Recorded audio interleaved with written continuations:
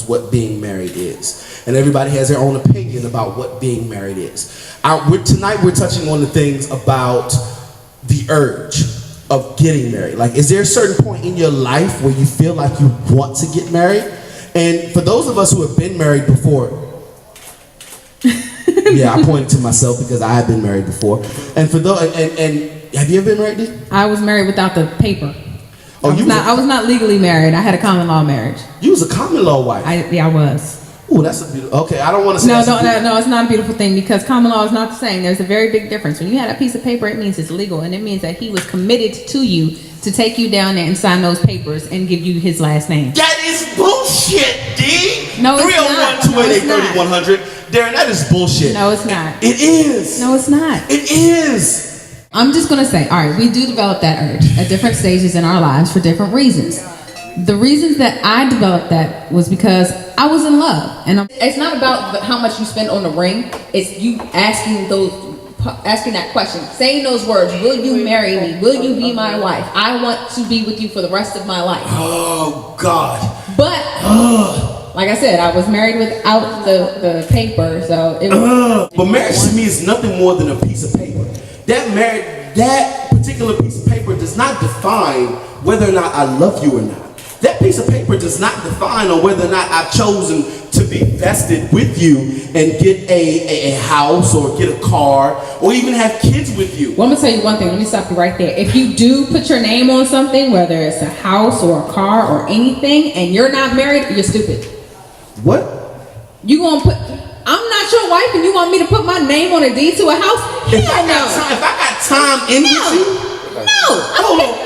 I'll put my name on a lease. I got a comment from the audience. I'll put my name on a lease. You know what, this is the Greg Stanley Show. First off, like she said, it's stupid. If I don't put my name on D with you, I'm gonna end up on Judge Judy talking about he owed me money, he cheated on me. Because that's most of the shows on there is people breaking up and their name was on something, they weren't married, and they couldn't recoup it later because they didn't have a side contract to say you still gonna pay me later, fool. And you know what I say to that? I say 301-288-3100. That's the first thing. The second thing I say to that is I say, understand that I'm not saying that women be naive about this thing. I'm not saying that you immediately start dating a dude and 2 months later or 3 months later you start getting bank accounts and you start doing all these other things. You got. What I am saying is this. I am saying that if I've dated you for like over a year, 2 years, 3 years, and I've shown you that I dig you and that I love you, then there is no reason as to why you should doubt the fact that I should and make an investment with you.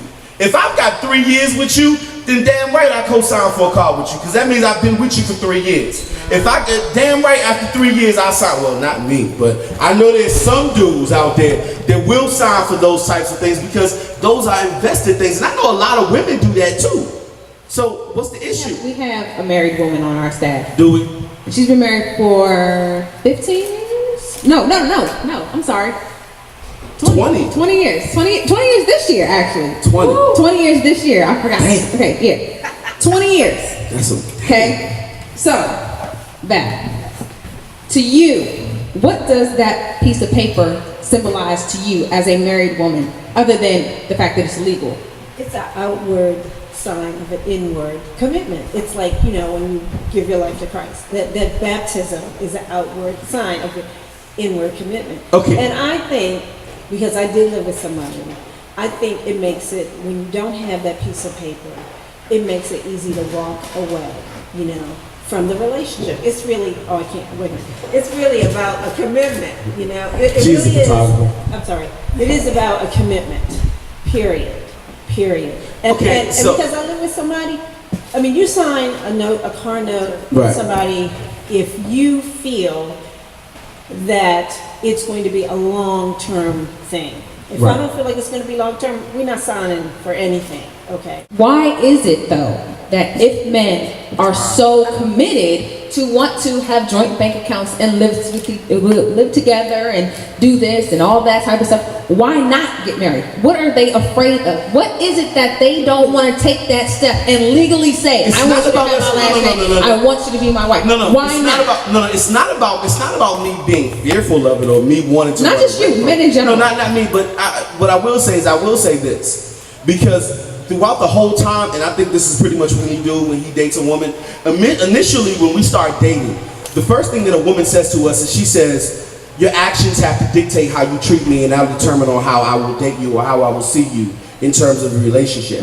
So if in the beginning you're telling us that our actions are dictating exactly what pace we're moving to, or what pace we're going at, or how we're moving forward, so if you set this precedence of my actions showing you how I feel about you, why then are you asking me to sign or to generate a piece of paper to continuously say that? Because your actions are saying, move in with me. Let's buy this house together. That's a commitment. That's leading towards marriage. And that's what women think.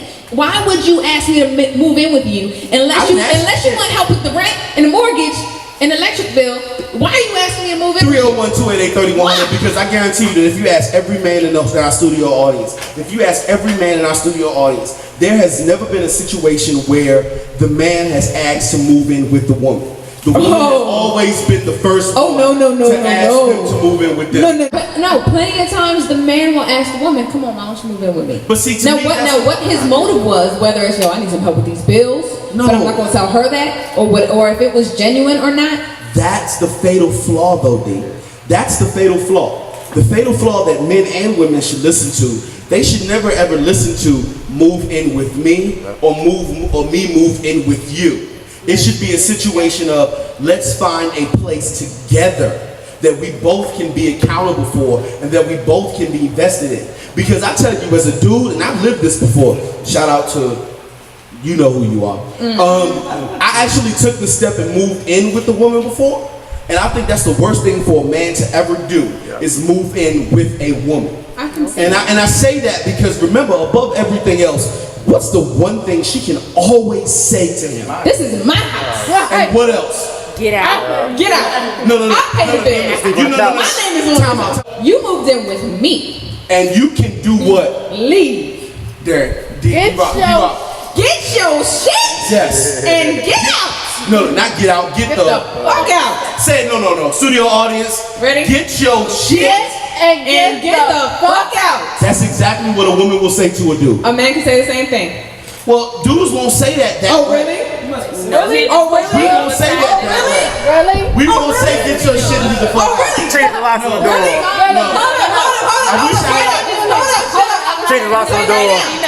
Change the locks on the door. Yes, they can and they will, and he did. And you?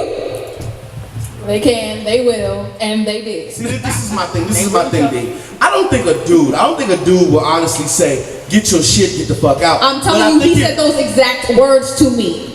Well, see, that's the thing. You have to realize what the fuck you did wrong. Oh, look, I already know what happened. Because a dude is a lot more patient with a woman. A dude. All right, hold on, we got a call. Pass it through. Welcome to BSLR Live. It's your man Tye Syd and Daryn E. Caller. What's your name? Where you calling from? Tommy John call from Milwaukee, DC. What's up, man? How you feel? I'm doing family. I'm good. What's going on? All right, what's your comment for the day? Or either do you have a question you want to ask Tye Syd or Now, not? I just got a comment saying, you know what I'm saying? Yeah, we will tell them to get the fuck out. A man will tell them to get the fuck out. Plain and simple. You're acting up, you gotta go. Thank you, Tommy. All right, that's what's up, Tommy. All right, so thank you for calling in, bro.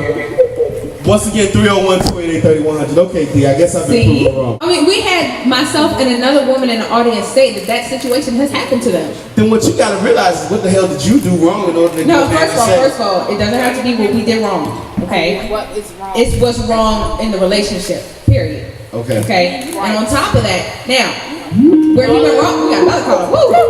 Welcome to BSLR Live. It's your man Tye Syd. This is Daryn E. What's your name, caller? Where you calling from? Tye Syd, Rex Stanley from the Rex Stanley Show. What up, Rex? I got to tell you, I'm riveted. 2 reasons. One, we will tell them to get the fuck out. But obviously, what Daryn was saying was, it's something wrong with them. They did something. And also, you got to throw in a caveat of the kids, so you got kids or not.